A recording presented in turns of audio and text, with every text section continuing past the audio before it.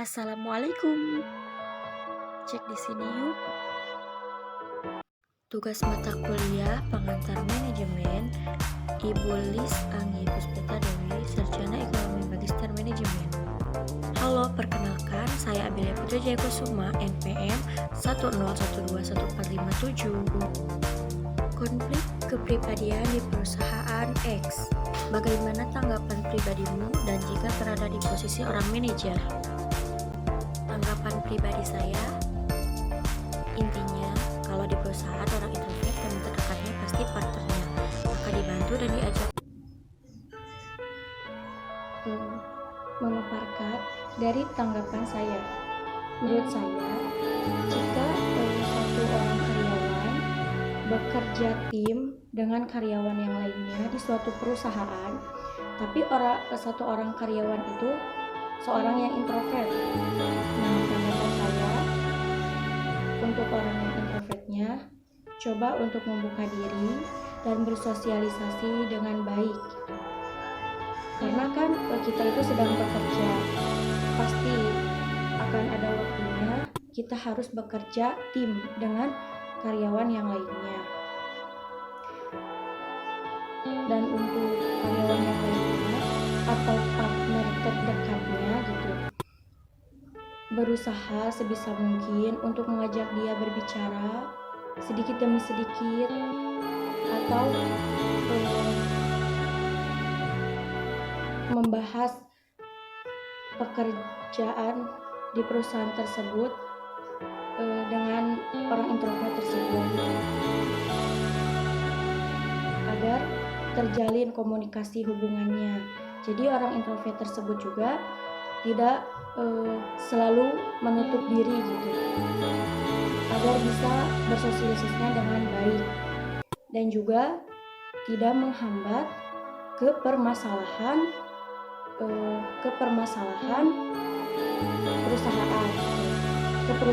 tidak menghambat ke perusahaan. Tapi untuk kita orang yang bisa berbaur dengan baik itu, kitanya harus bisa mengendalikan emosi kita sehingga kita tahu dan bisa membaca pikiran orang introvert itu tersebut, apa sih yang dia inginkan gitu, agar sosialisasinya bisa berjalan dengan baik sehingga kerja timnya pun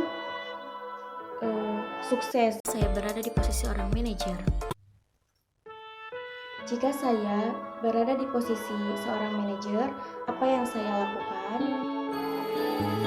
Yang pertama, seorang manajer bisa membuat kebijakan atau aturan untuk para karyawannya.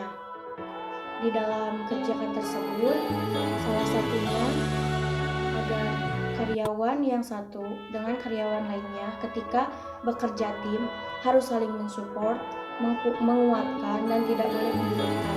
Walaupun misal di dalam tim tersebut diketahui gitu ada satu karyawan yang sifatnya introvert, dan seorang manajer juga bisa membuat atau menyusun pedoman untuk para karyawannya yang di dalamnya menjelaskan apa yang akan diterima oleh karyawan dan hal-hal apa saja yang bisa melatih diri karyawan agar bisa ditempatkan di tempat kerja manapun. Jadi ketika ditempatkan di salah satu tempat pekerjaan dan kegiatannya selalu tim, maka jika satu karyawan tersebut orangnya introvert, dia sudah bisa mengendalikan dirinya agar bersikap biasa saja dan juga bersosialisasi dengan baik. Kemudian konflik yang seperti ini juga bisa dilakukan dengan cara meditasi. Tapi untuk meditasi membutuhkan orang-orang yang pemahaman tentang pemikiran, yang bisa memahami orang lain, kecerdasan emosional dan kecerdasan pikirannya seimbang, dan pemahaman toleransinya pun sangat baik gitu, sehingga tidak menyudutkan satu karyawan yang introvert dengan karyawan yang lainnya.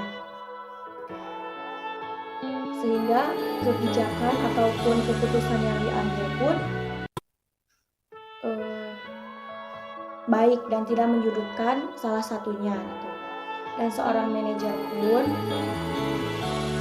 harus bisa menjadi mediator atau sarana dari karyawan satu dengan karyawan lainnya, sehingga komunikasinya pun tetap benar-benar berjalan dan sosialisasinya pun antara tim karyawan satu dengan karyawan lainnya tetap bisa berjalan dengan baik, sehingga tidak menghambat pada kemajuan perusahaan atau di tempat kerjanya tersebut.